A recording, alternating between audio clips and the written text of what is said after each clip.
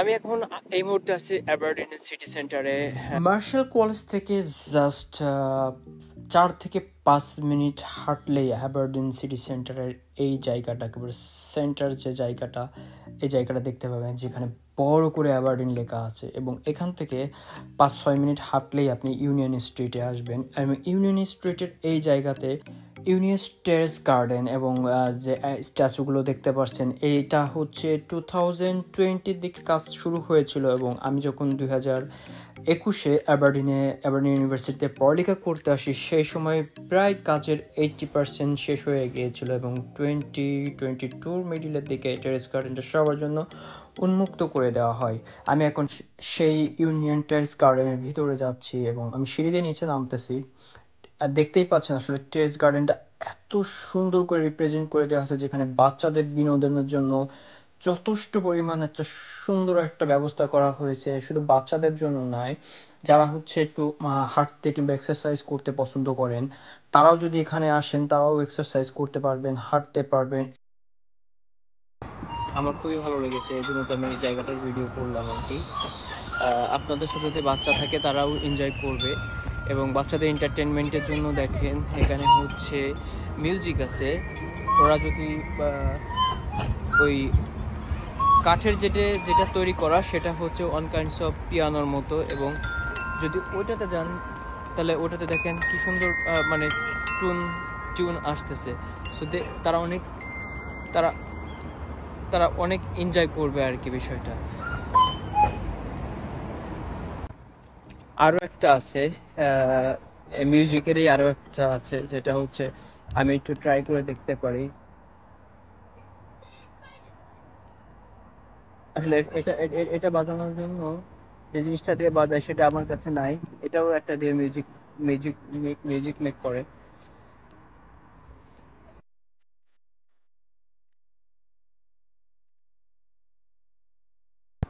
আমি যখন 2021 অ্যাপার্টেন্টে ছিলাম, সেই সময় এই পার্কটার কার্যক্রম শুরু হয়। এবং 2023 তারা এটা উন্মুক্ত করে। এদের অলমোস্ট 1.5 বছর লেগে গিয়েছে এই পার্ক এবং এই জায়গাটা সম্পূর্ণভাবে মানে কার্যক্রম শেষ করতে। এবং জায়গাটা দেখার মতো, মানে অনেক আকর্ষণীয় করেছে। যারা পর্যটক আসবে তাদের জন্য এবং বাচ্চাদের জন্য সবকিছু মিলাই মাঝখানে দেখেন একটা প্লেগ্রাউন্ডও রাখছে। সো আপনারা যখন আসবেন তখন সত্যি এখানে অনেক ভালো লাগবে। আমি অনেক আমারই এই জায়গাতে যখন আসি তখন আহ এই জায়গা আগের মতো আর নাই, মানে পুরোটাই পরিবর্তন করে হয়ে গেছে আর কি।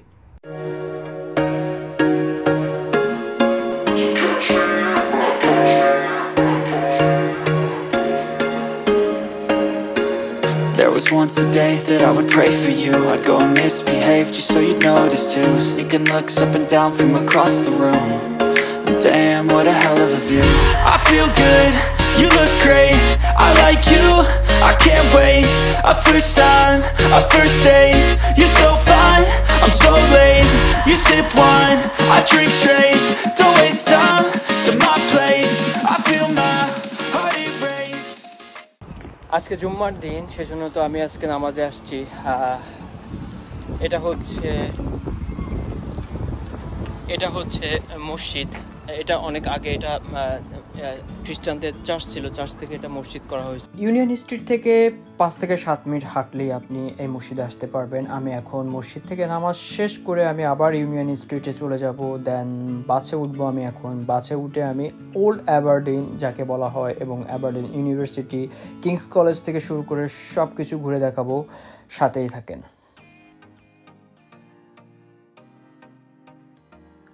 10 থেকে 15 মিনিটের বাস জার্নির পরে আমি প্রায় চলে এসেছি ওল্ড অ্যাবারডিন বা ইউনিভার্সিটি অফ অ্যাবারডিন ক্যাম্পাসের কাছে। আমি এখন নেমে যাব ক্যাম্পাসে।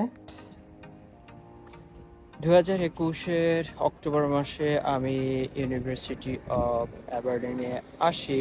আর এখন 2023 জুলাই মাস, আমি আবার ইউনিভার্সিটি অফ অ্যাবারডিনে আসছি।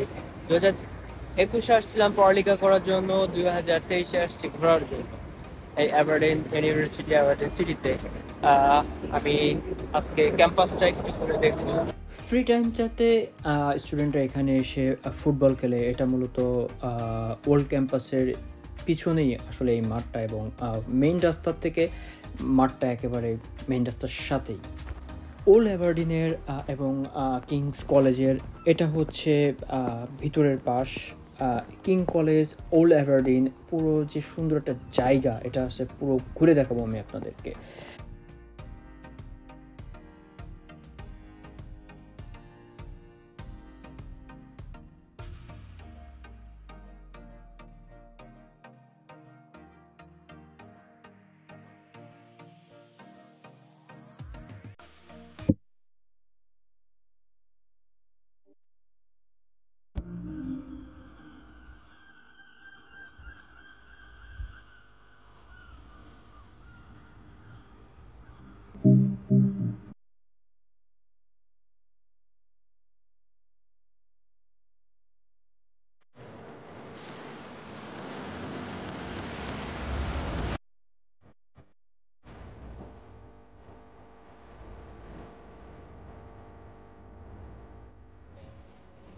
ইউনিভার্সিটি অ্যাবারডিনের হচ্ছে সবচেয়ে মূল আকর্ষণ হচ্ছে কিং কলেজ নামে যেটা পরিচিত। আমার পিছনের বিল্ডিংটা হচ্ছে সেই কিংস কলেজ। আমরা যখন ইউনিভার্সিটি অফ অ্যাবারডিন সার্চ দিই, সবার প্রথমেই হচ্ছে আপনার এই বিল্ডিংটা আসে, কারণ এই বিল্ডিংটা দেখতে অনেক সুন্দর।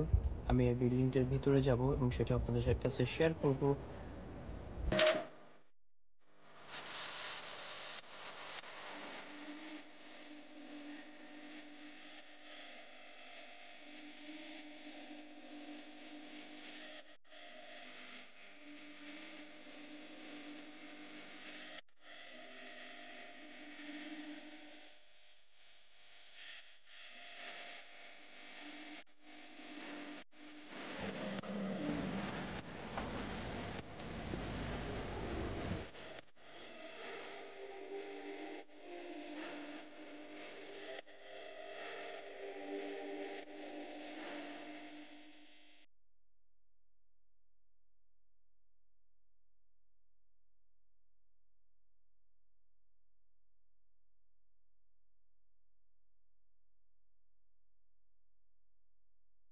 আমি এখন যাব ইউনিভার্সিটির লাইব্রেরি সাইটটাতে, কারণ ইউনিভার্সিটি অফ অ্যাবারডিনের লাইব্রেরিটা অনেক বড়। স্কটল্যান্ডের মধ্যে সবচেয়ে আমার ধারণা নাই, স্কটল্যান্ডের মধ্যে সবচেয়ে বড় লাইব্রেরি হচ্ছে ইউনিভার্সিটি অফ অ্যাবারডিনে।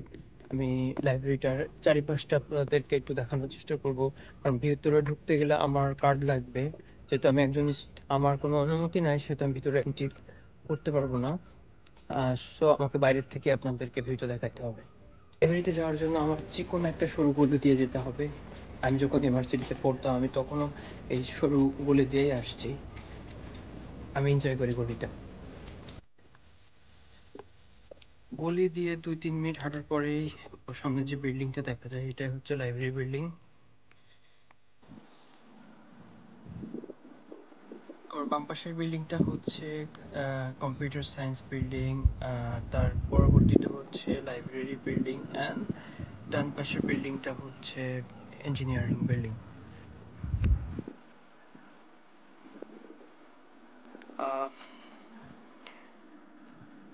আমি স্কুল অফ ইঞ্জিনিয়ারিং থেকে ইনফরমেশন টেকনোলজিতে পড়ালেখা করছি এখানে।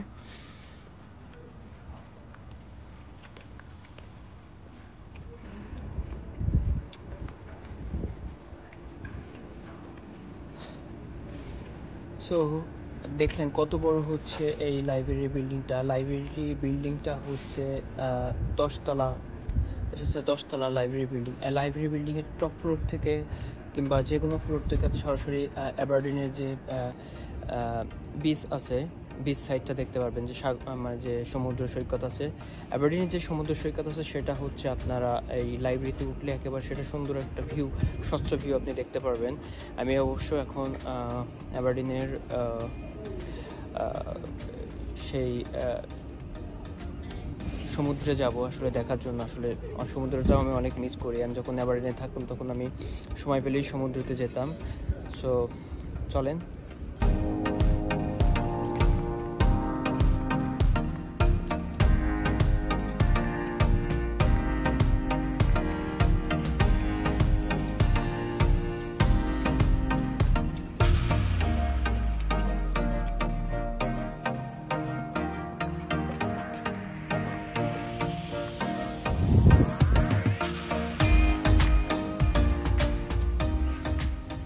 আমার পিছনের এই বিল্ডিংটা হচ্ছে রিসার্চ বিল্ডিং, অর্থাৎ পিএইচডি করে যারা তারা হচ্ছে এই বিল্ডিংয়ে রিসার্চ করে।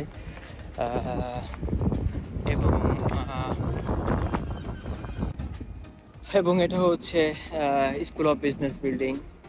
মোস্ট অফ দ্য স্টুডেন্ট পড়ালেখা করতে আসে স্কুল অফ বিজনেস, অর্থাৎ বিজনেস স্টাডিজ করতে আসে। আমিও ট্রাই করছিলাম বিজনেস স্টাডি করতে আসার জন্য, বাট আনফর্চুনেটলি আমি ইনফরমেশন টেকনোলজিতে অ্যাডমিশনটা পাই, যে কারণে আমার ওই সাবজেক্টে পড়ালেখা করতে হয়।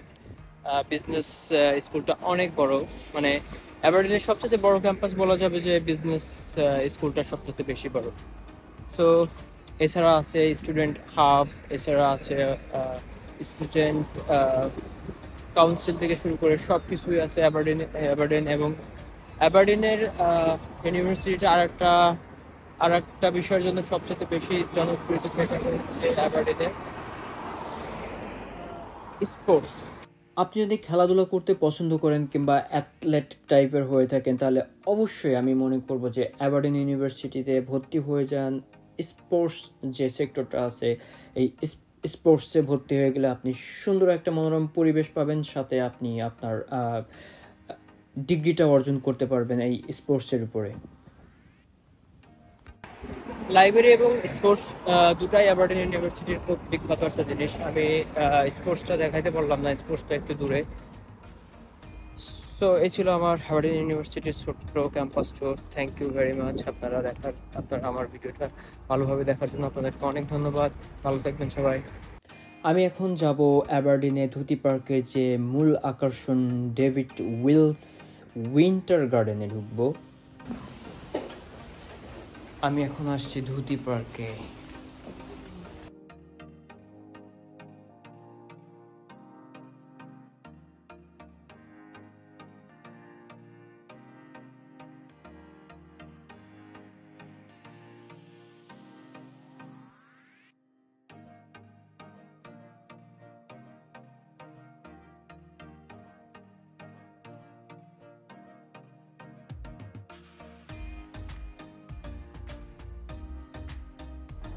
আমার লাইফে আমি এত বড় ক্যাকটাসের কোনো গার্ডেন আমি দেখিনি। আমি এখানে এসে যেটা দেখছি, মানে এটা একটা ক্যাকটাসের গার্ডেন, মানে আনবিলিভেবল সুন্দরের ভিতরে।